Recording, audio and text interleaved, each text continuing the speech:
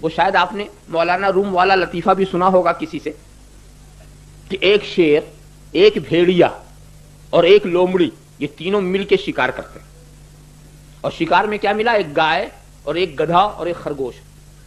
اسی لیے احکام میں بھی فرق کر دیا۔ مثال کے طور پر پہلے کے لوگوں کو کے لیے حکم یہ تھا کہ اگر کوئی کپڑا ناپاک ہو جائے تو دھونے سے پاک نہیں ہوتا تھا، کاٹ کر پھینک دو اس کو۔ بدن ناپاک ہو تو کھرچ ڈالو، اور اگر کوئی گناہ کبیرہ کر لے تو توبہ یہ ہے کہ اس کی گردن کاٹ دو، اور گناہ کبیرہ کرنے والا اپنا گناہ چھپا نہیں سکتا تھا، اس لیے کہ اس کے دروازے پہ لکھ اٹھتا تھا کہ آج اس نے یہ کیا۔ اور زکات میں کتنا؟ چوتھائی مال نکال دو۔ مگر آخری امت کے لیے کیا سہولت ہے وہ میں دکھاتا ہوں۔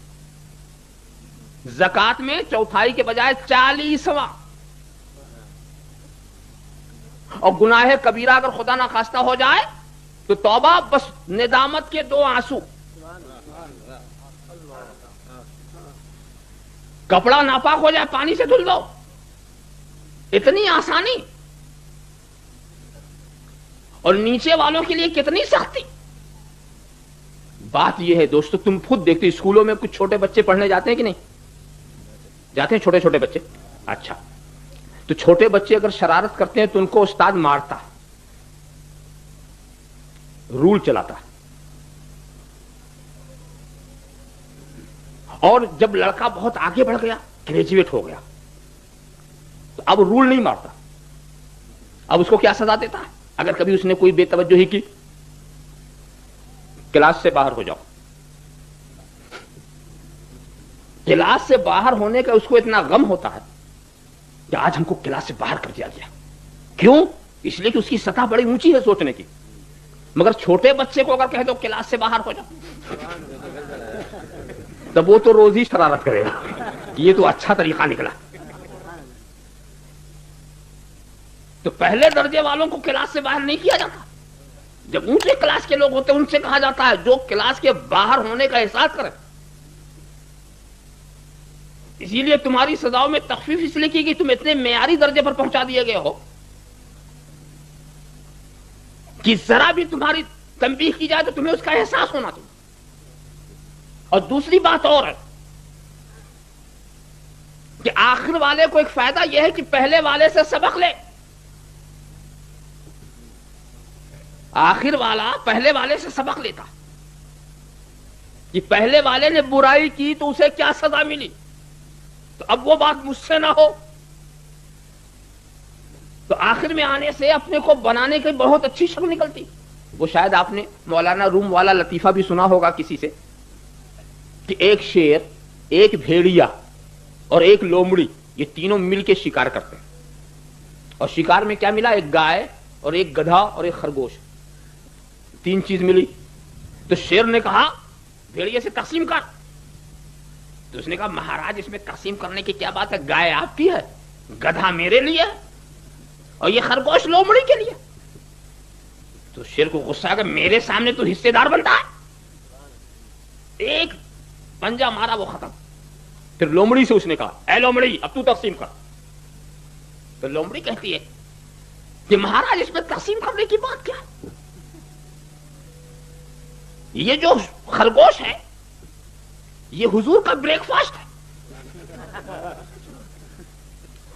اور یہ جو گدھا ہے یہ حضور کا لنچ ہے، یہ ظہرانہ ہے، اور یہ گائے جو ہے یہ حضور کا ڈنر ہے، یہ عشائیہ ہے، یہ بھی حضور کا، وہ بھی حضور کا، وہ بھی حضور کا۔ شیر بہت خوش، سب میرا ہی، بہت خوش۔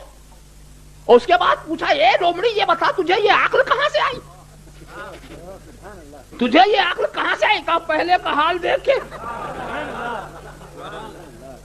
وہ حصے دار بنا تھا، نتیجہ دیکھ لیا۔ شیر کہتا ہے اچھا جا، جب تو نے سب میرا ہی کر دیا تو میں سب تجھے دے رہا، میں تو کوئی اور شکار کر لوں گا، آپ خیال کرتے چلے جائیں۔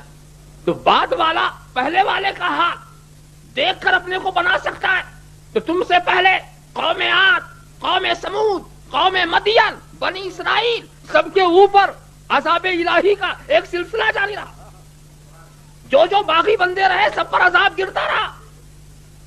ساری برائیوں پر کیا کیا عذاب نازل ہوا خدا کا وہ سب گرتا رہا. تمہیں سب کے آخر میں پیدا کیا گیا تاکہ تم دیکھ لو کہ اس گناہ والے پر کیا عذاب آ سکتا ہے, اس گناہ والے پر کیا عذاب آ سکتا ہے, دیکھ کر کے اپنی اصلاح کر سکو. تو تمہیں سب کے آخر میں بھیجا گیا. اس کی وجہ خود رب تبارک و تعالیٰ نے جو ارشاد فرمائی معراج کی رات وہ یہ کہ اے محبوب کیا تمہیں اس بات کا غم ہے کہ میں نے تمہیں آخری نبی بنایا؟ تو حضور نے کہا نہیں, مجھے اس کا کوئی دکھ نہیں. کیا تیری امت کو اس بات کا رنج ہے کہ میں نے اسے آخری امت بنائی؟ کہا نہیں, میری امت کو اس کا کوئی رنج نہیں. کہا جاؤ اپنی امت کو خبر کر دو کہ میں نے اس کو آخر میں اس لیے بھیجا ہے کہ ساری امتیں اس کے سامنے رسوا ہوں, وہ کسی کے سامنے رسوا نہ. کا ذکر کرتے ہیں ہنستے ہیں, قوم مدین کا ذکر کرتے ہیں ہنستے ہیں, قوم عاد کا ذکر کرتے ہیں ہنستے ہیں, بنی اسرائیل کی سرکشیوں کا ذکر کرتے ہیں ہنستے ہیں. اور ہمارے بعد تو کوئی نئی امت آئے گی ہی نہیں جو ہمارا ذکر کرے اور ہنسے, جو ہمارا ذکر کرے اور ہنسے. تو ایسی تو کوئی امت آئے گی نہیں. یہیں سے مجھے ایک اشارے رحمت بھی ملتا ہے دوستو, جو خدا ایک امت کے سامنے بھی ہمیں رسوا کرنا پسند نہیں کرتا وہ قیامت کے دن کیا رسوا کرے گا؟ وہاں تو ساری امتیں ہوں گی, وہاں تو ساری امتیں ہوں گی. تو خدا کی رحمت سے ہم یہاں بھی رسوائی سے بچ رہے ہیں اور رسول کی شفاعت اور خدا کی رحمت سے انشاءاللہ ہم وہاں بھی رسوائی سے بچیں گے. رب تبارک و تعالی ہمیں رسوا نہیں کرے گا, بس شرط یہ ہے کہ ہمارا تعلق جناب محمد رسول اللہ صلی اللہ تعالی علیہ وسلم سے ایسا جڑا ہوا ہو کہ کوئی رشتہ اس رشتے کو کاٹ نہ سکے. آج لوگ رشتہ